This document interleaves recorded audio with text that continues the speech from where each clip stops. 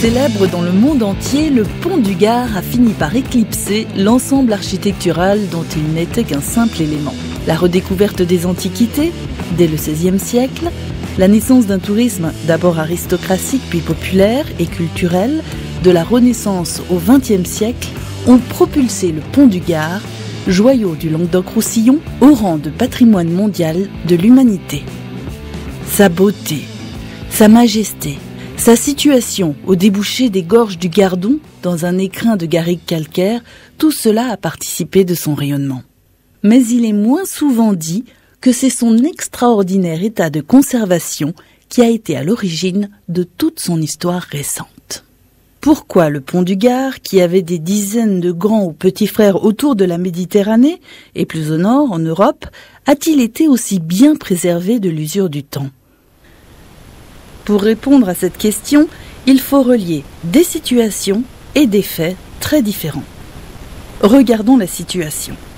Le pont du Gard n'est donc initialement qu'un pont-aqueduc qui a pour destinée de faire traverser la vallée du Gardon à l'aqueduc chargé d'apporter l'eau à Nîmes. Les ingénieurs romains avaient ici plusieurs solutions. Ils pouvaient choisir de traverser la vallée en ligne droite, de réaliser un siphon inversé, ou alors de suivre le massif des garrigues de Nîmes.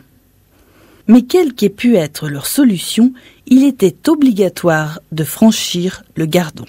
Hier comme aujourd'hui, lorsqu'on veut construire, les questions de coût et de faisabilité sont primordiales. Ici, en l'occurrence, la traversée de la vallée en ligne droite aurait demandé la mobilisation de millions de tonnes de pierres et aurait provoqué une augmentation substantielle du coût global des travaux. L'option du siphon inversé ne paraît guère avoir eu d'avantage. Et certains historiens pensent même qu'au 1er siècle, date de construction de l'aqueduc, les techniques sont encore mal maîtrisées.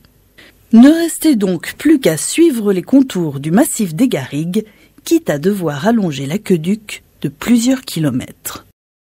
Cette option avait plusieurs avantages. D'abord, elle permettait de trouver sur place les matériaux nécessaires à la construction de l'aqueduc, la pierre, le bois et la chaux. Ensuite, elle obligeait à établir un pont sur une des parties les plus étroites de la rivière, bordée de rochers saillants très haut au-dessus du fil de l'eau. Voilà donc pourquoi le pont du Gard est ici, posé à l'endroit où son lit se resserre entre les rochers.